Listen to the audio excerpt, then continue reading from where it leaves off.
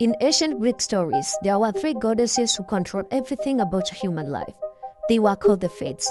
These were Clotho, Lachesis, and Atropos.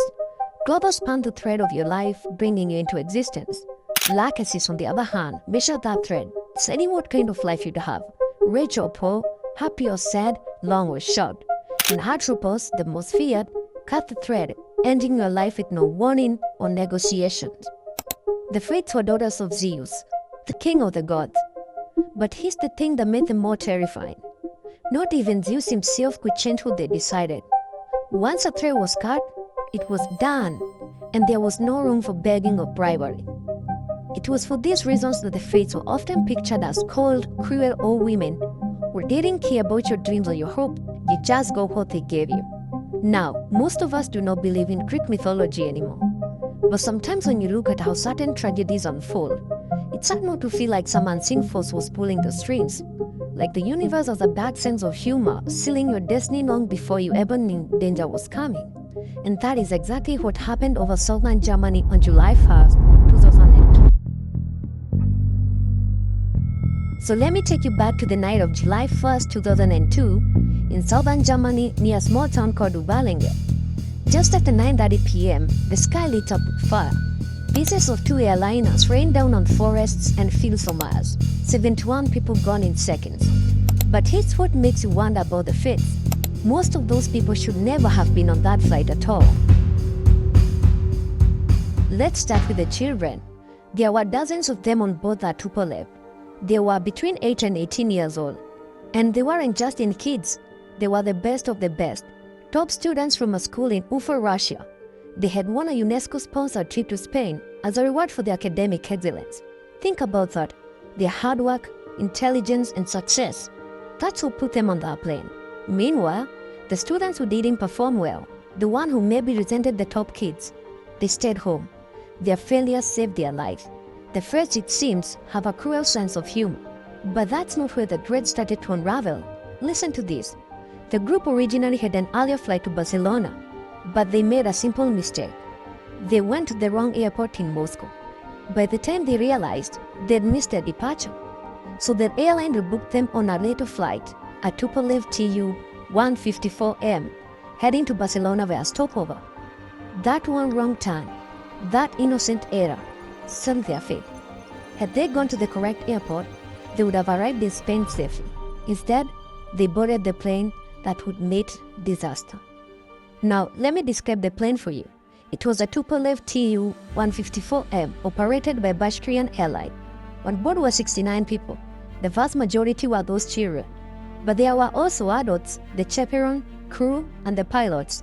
In the cockpit were Captain Alexander Gross, a 52-year-old flying the plane, and Captain Oleg Kaloyev, a 45-year-old instructor pilot. There were also a navigator, a flight engineer, and a relief co-pilot. Every single one of them was about to have their threads cut. The other plane in this story was the DHL Flight 611, a Boeing 757-200 SF cargo jet. No passengers, just meals and packages. It had taken off from Bergamo, Italy, and was heading to Brussels, Belgium. On board were two experienced pilots, Captain Paul Phillips, a 47-year-old British pilot, and First Officer Rudy Cohn, a 41-year-old Canadian. They were just doing their job, flying a routine cargo run. They had no idea their path was about to cross with a plane full of children.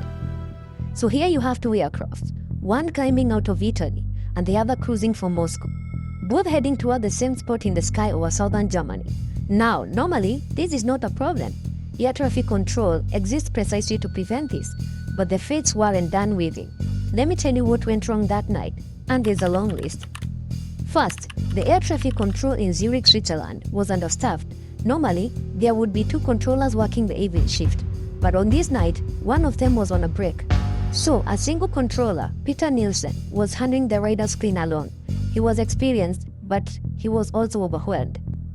Second, and this is critical, a safety system called the Short-Term Conflict Alert, or STCA, was switched off.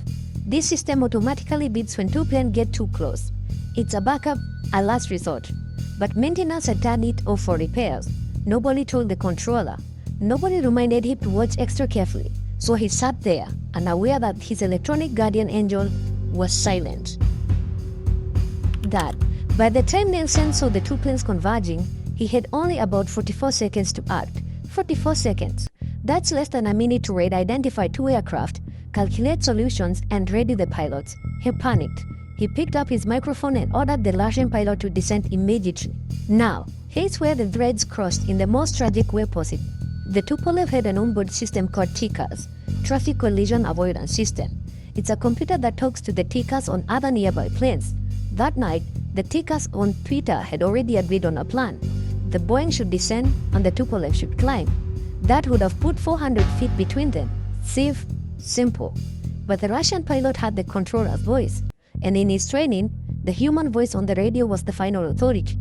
So he pushed his nose down. He ignored his TCAS computer, which was screaming, "Climb, climb."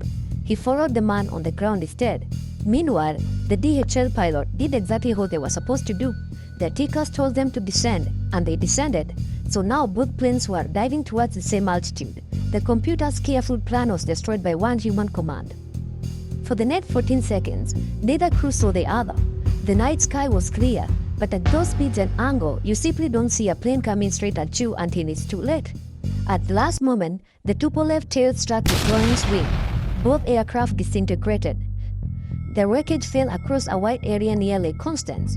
All 71 people on board both planes died instantly.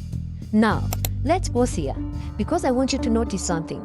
The feds didn't just cut those threads of the children, they also cut the threads of Captain Paul Phillips, the British pilot on the DHL plane. He had done everything right.